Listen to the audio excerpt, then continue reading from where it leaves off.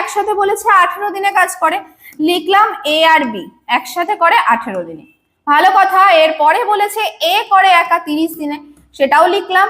এবার আমাদের কাজ হচ্ছে কি এদের লসাগু করা, লসাগু হবে 90, ভাগ করলে হবে 5 আর এখানে ভাগ করলে হবে 3।